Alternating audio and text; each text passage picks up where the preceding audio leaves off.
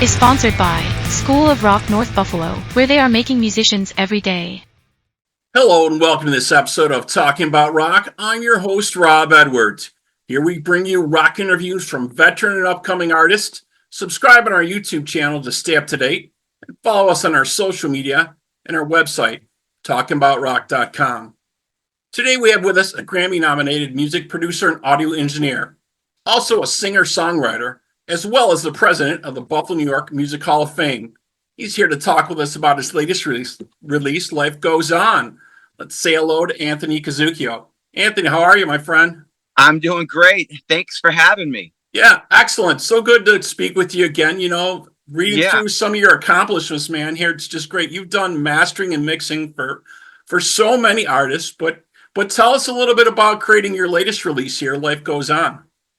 So Life Goes On it's a very personal song for me. And it's been a long time since I've actually really put my heart and soul into a project like this. So my mother passed away in January. And, you know, with just dealing with her being sick for, half a year leading up to that, and then dealing with her passing and all the things that I needed to do after the fact, I was just roped up in, everyday life. And I really couldn't mourn. And so one night, a couple months after, it was probably in March or so, I was watching a really bad, cheesy movie, but it was about somebody who had cancer. And I think it was with Luke Wilson, and he ends up getting, cured at the end. But when the movie ended, I just lost it and just broke down. And I even though I was crying, I had a smile on my face. I thought to myself, you know what? I'm finally letting these emotions out. Right. And I just sat down and I came up with this thought of, when I look in my mom's room, she's not there. And I'm like, oh my gosh. And I got a pen and paper and I wrote the song down. So because of that grieving process, I composed the whole song, and it's a tribute to my mom, but then it's evolved into a tribute to both my parents who passed on. Excellent. Yeah, you can feel all the emotion and spirit in that song, definitely, for sure. And a lot of times that's what a lot of great songwriters do, right? They use their emotion and all their different things they're going through, and sometimes that creates the best music, for sure.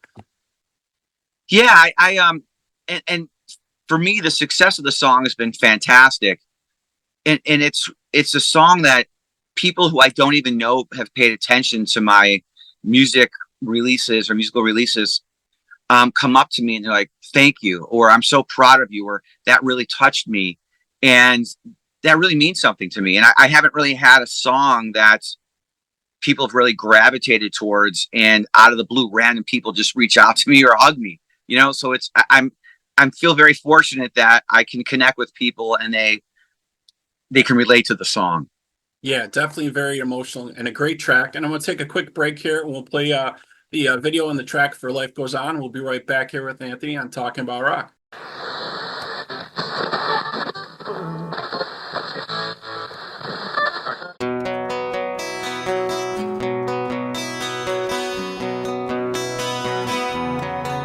When I walk into your old room, I can see you there where you once stood. Now we carry on without you. I try to be strong for my growing too. Now I know that life goes on, full of possibility. But this room is so empty without you.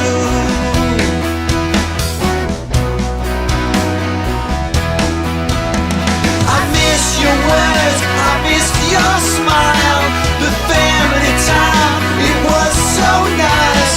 Your strength, your jokes, the love you gave, first kiss, first job, the wanted advice. Thank you. But life goes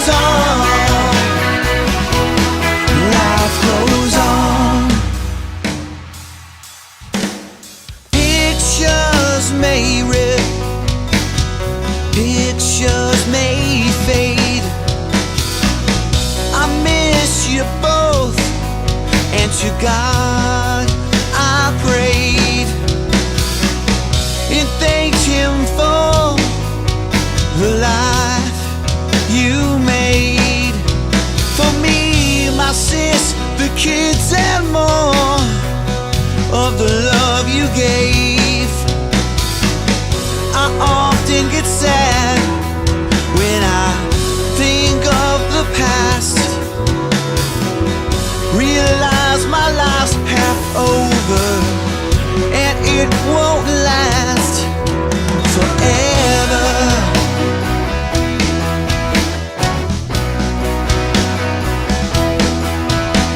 I miss your words, I miss your smile, the family time, it was so nice.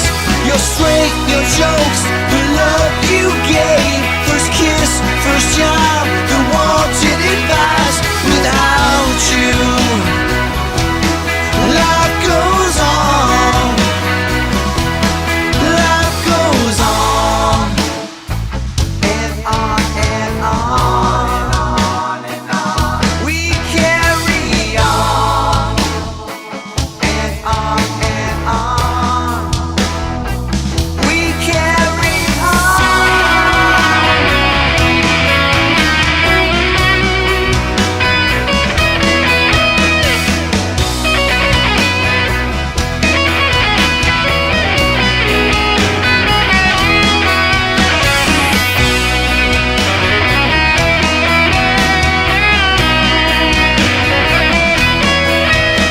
I miss your words, I miss your smile, the family time, it was so nice. Your strength, your jokes, the love you gave, first kiss, first job, the wanted advice, the camping trips, the soccer games, my biggest fan, you always came, the sacrifice, the lessons learned, you're in my heart, respect was earned. Thank you. Life goes on. Life goes on. Life goes on. Life goes on.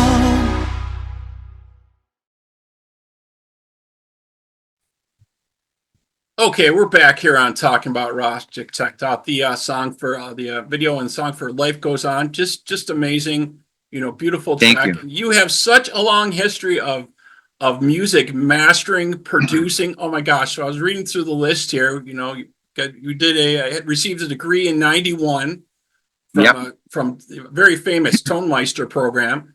And then it looks like you got recruited and picked by Reader's Digest to do production with BMG Studios. Yes, and it's funny too. So here I was, graduating from Fredonia, riding my mountain bike with a tie-dye on, and then, 3 weeks later, I'm in New York City with a three-piece suit on, working in the biggest studios in the city. And when I was recruited for Reader's Digest, I thought to myself, Reader's Digest, that's the magazine in my grandma's bathroom. Well, it turned out they had the largest independent record label in the world, and they had divisions in 21 countries, and the United States being the biggest with 50% of the volume. And, for me, it was amazing because I got to work with these amazing engineers. I really learned to cut my teeth, and I was working on music that I wasn't familiar with. There was a lot of big band, a lot of classical, even some jazz. And for me, it was amazing because I got to really expand my musical horizons. And that has come back tenfold with my writing, with my creating other projects or producing for people, because I've got this arsenal now of knowledge of different styles to pull from. So it was really amazing. Yeah, so many varied artists. I was looking through the list here. Some of the folks you've worked with: Tony Bennett, Ray Orbison, Linda Ronstadt, Glenn Miller, Johnny Cash, Les Paul. Just a little bit of everything, like you said, of going there, which is just amazing to me. It's just fantastic. And then sometime later, I don't know when, you joined Sony Music in San Francisco to build and run their audio production department as well, right? So that was, I was in New York almost 10 years. And then in 2001, I went out to California, and it was a big step for me because I thought New York City was the center of the universe, but I needed a change. I was getting in a lot of trouble in New York City. I loved it. I had a really fun group of friends. I had started some endeavors on the side with a record label and was doing other things. But I needed a change. And going out there, it was amazing because I ended up running the audio production department for this startup investment that Sony Music created. And we were just a little bit ahead of our time, unfortunately. And we were doing podcasts before podcasts were a thing, you know? Right. But I got to work with another whole group of amazing people, but in the studio live, like the band Lifehouse. So, you know, I ended up doing 3 songs in the studio with them, and Casey Chambers, who was a very big kind of folk country artist that was blowing up in that time. She was from Australia. Nina Gordon from Veruca Salt, and Joe Satriani, and Mark Olson from the Jayhawks, and Victoria Williams. You know, it was just it was an amazing experience to do these things and then have a crew underneath you. But then besides bands, we were also doing lifestyle programming. So we were interviewing political figures and, you know, actors and things. And I, you know, would have my crew go and set up and do things, or we go to festivals. Like I remember no one wanted to go to this big festival in Golden Gate Park. I'm like, are you kidding me? Beck is headlining. You know, the Go-Go's are there. I'm going with a producer. We're going to interview the lead singer from Tonic.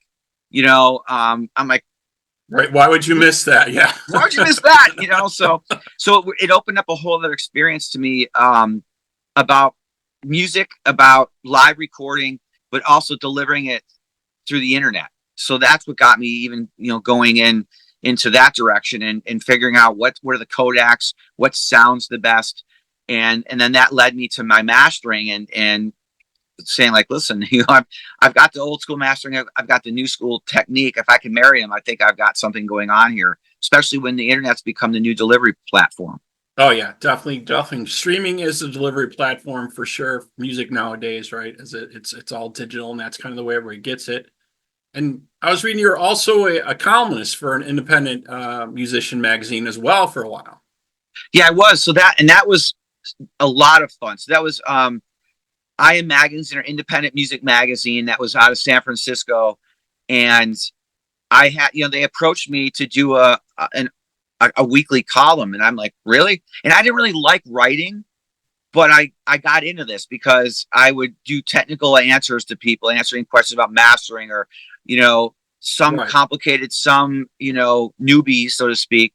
And I was enjoying it. And, you know, I started getting a little bit of a fan base and getting letters. I get to pick which thing I wanted to talk about for the following month.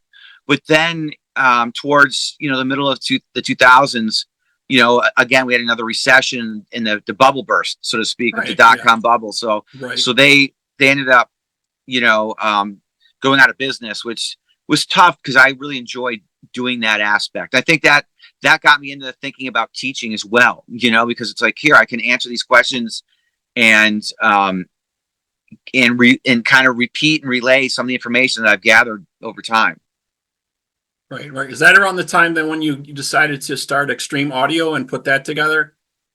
Yes. So that was, matter of fact, it was because of Xtream Audio that I got the gig at the magazine. So when I was working for Sony ended up pulling their funding. And this was crazy too, because they invested all this money into this building, you know, startup building, and, you know, had all the best IT networks and everything. And they're like, you know what, see you later, everybody. Yeah, I think they were doing a reorg around that time or something. That was, yeah. And they ended up, they were in the process of selling Sony Studios out in New York as well. So they were doing this reorg. And so everybody at where I was laid off. And they kept me on because I built the studios, right? So like, well, why don't you liquidate the studios? You know, let's see what we can get, you know. So for me, I knocked everything down to pennies on the dollar, and then I bought the equipment. And then I'm like, well, what am I going to do? I should go back to the one love that I have, and that's mastering. Right. And that's what I was doing in New York City. I was remastering and restoration work. And I'm like, if I can make an older recording sound great, imagine what I can do with a new recording. Right. And that's when I started Xtream Audio, and this magazine was just starting out, and they wanted to create a CD to go along with the first 3 or 4 issues.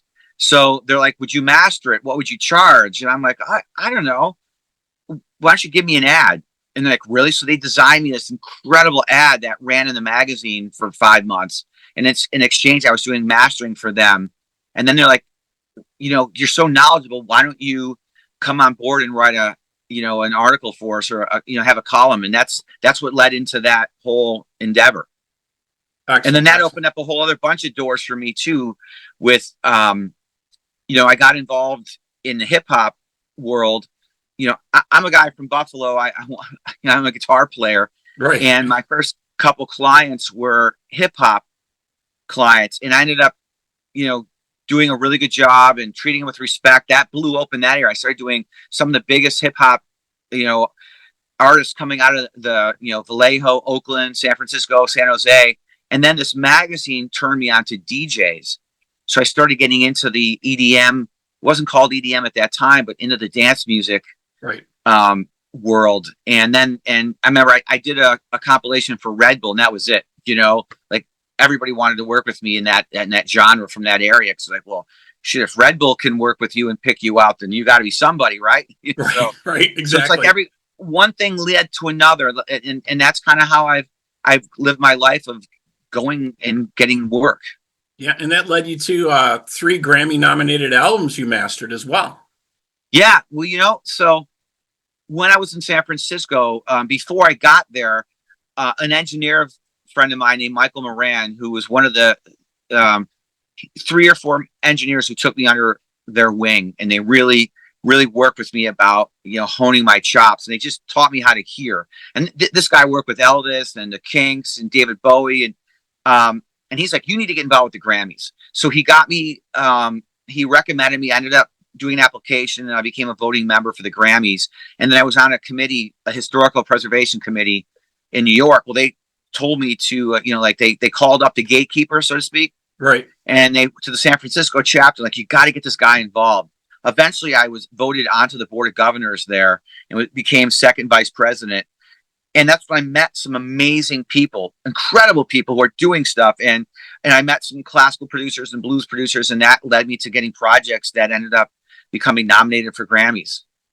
Amazing. So when a door opens, you got to jump through. Oh, definitely. So what led you back down the road to come back to Buffalo and now the president of the Buffalo Music Hall of Fame? It was a tough decision, to be honest. The main reason is California, the real estate market was just going crazy. It's like you couldn't own anything. And we were paying an exorbitant amount of money for rent.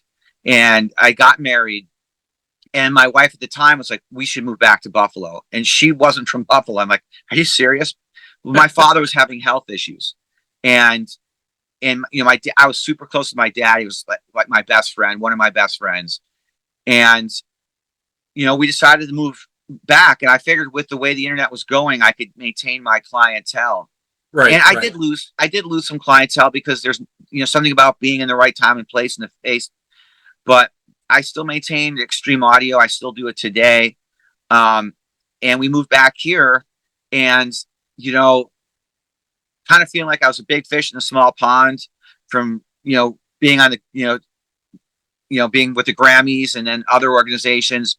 I'm like, I need an organization to get part of. And there's a gentleman in the Hall of Fame, and everybody knows him, named Al Hurry. And Al's like, you know what? You need to go check out and talk to these people, because I think you'd be great for the Hall of Fame. And I went out, and they're like, well, just come around. And they were waiting to see if I would show up and help out. So I just started showing up and helping out. This is probably about 18 years ago, maybe 18 years ago. And then I'm like, you guys should think about this. I did this for the Grammys. I did this. And then I ended up being elected as secretary, and then went to vice president. And then, eventually I moved, elected to the presidency. And it's an organization that I love.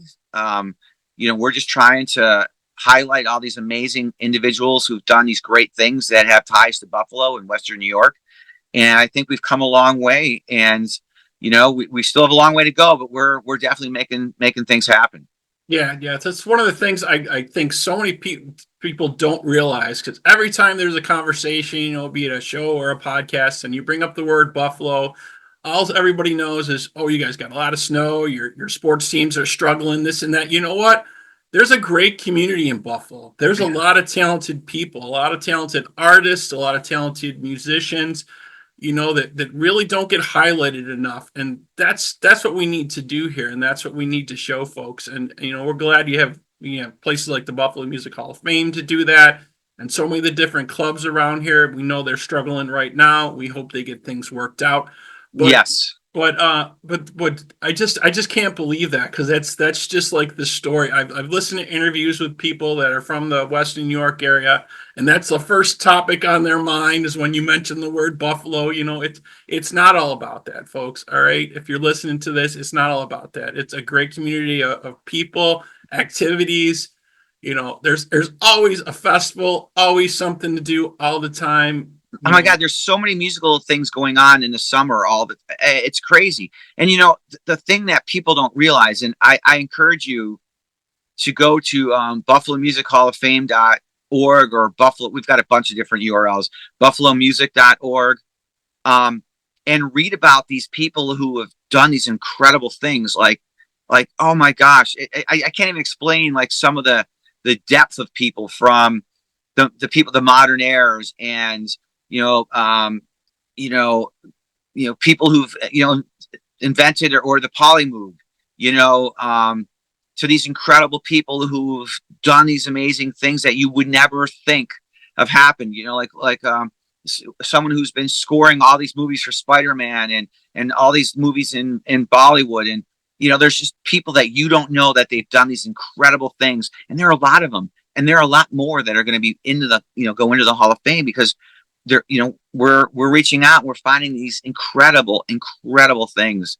And this, back in the day, Buffalo was a major hub, right. and now, I think it's one of the few cities that still has this burgeoning music scene, because all the other major metropolitan areas, they knocked all the clubs down and they made condos or they did something else. And we're lucky. We've got space. We've got a lot of room to grow. So the clubs are staying open. And it allows the Buffalo musician to get in right in high school. If they want to play in a club, they can work their way up. Like I say, you can play at a laundromat here with an open mic, and then next you're playing town ballroom, or there's festivals with this. You're playing in front of 1,000 people at Riverfest or the Tonawanda, what do you call it, the festivals Gateway that they Harbor, have there. Yeah. So it's an incredible breeding ground for great musicians and a great place to grow. Definitely. And the other industry that's been recognizing this a lot is the movie industry. We're getting more and more films here. They're building a production studio. I believe they're putting together something in a soundstage. They're going to be doing that to have more movies, and that's going to start to grow here as well. So there's so many opportunities that can come about here, Absolutely. So what else is going on with? Yep, I'm sorry. I hope that sparks the music community as well, because they're going to need people to do things for those studios, the movie studios. Exactly. So we'll see. I hope we're in the right place. Yeah, right place at the right time. That's definitely how it has to go. Yeah. So you're also going to be having some gigs coming up, I think, also that you're going to be playing on. You want to tell folks about that a little bit? Sure. So I've been very fortunate enough in the past 5 to 7 years of releasing music. I was doing it with a band, A&L, with this amazing vocalist Lana Marie, and then COVID came, and then that that kind of ended. And then I was releasing music on my own, and those two entities have had a lot of charts overseas.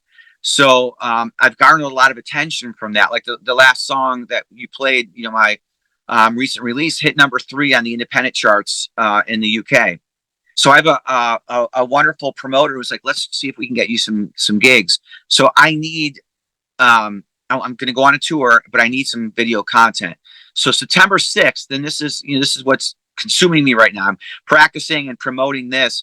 As I'm going to have a concert. It's at Rob's Playhouse Theater. It's an old school that they bought, and it's a small theater, and it's on Elmwood, towards the Sheridan area in Kenmore or Kenton, I guess. And right next door to Dandelions there, right? Oh, no, Is no, that no. where it That's is? the Amherst one. This is Oh. now a new space. Oh, a It's new a big space. theater. Okay. Oh, big All right. stage. Yeah. So what I'm going to do is, this is going to be a benefit for the Villa Maria Music Department, where I'm the chair of that department. So it means a lot to me. And we're going to do some scholarship for some extra music lessons for some students. And then this concert's going to be filmed, and we're going to rebroadcast it in Europe. I've got a distributor wants the whole concert, and then they want 4 of the singles that I have cut up, and then it's going to be like Anthony Casuccio month in October with their music magazine TV show, and I think they're going to end every show with a live song of mine every week. So Excellent. I'm excited about that. Yeah. So I want people to be there. I want to get a really good crowd. It's if you go to Rob's Playhouse Theater, you can see the link there, or if you go to on Facebook, Anthony Casuccio Music, you'll see the links there for the show. I've got a great opening act. It's 2 former star students of mine. They're going to do an acoustic set. And I've got Onyx Productions, who is incredible. I highly recommend these people for a light show. So we're going to have, lights and lasers and all that, and put on a really good show for a good cause. And I just, I'd love to see people out there and come join and cheer me on and be part of the live taping and broadcast of this. And that sounds amazing. So great, man. So much stuff you got going on. So much history, man. Just keep going forward with that. That's beautiful. And then, like I said, I'm always doing something. I'm always moving my feet. Got to keep doing it nowadays. Definitely. Yeah. Well, Anthony, thank you so much for spending some time with us today, catching us up on what's going on, man. We look forward to your show. Thank you. Love the new music, man, and keep us in the loop on what's happening. Absolutely. I appreciate, you bringing me on, man. I've been following you, everything you're doing, and really, I got to say, it's amazing how you're supporting the community. So keep it going. Thanks. I really appreciate it. All right, man. All right. Have a good night. Thank you.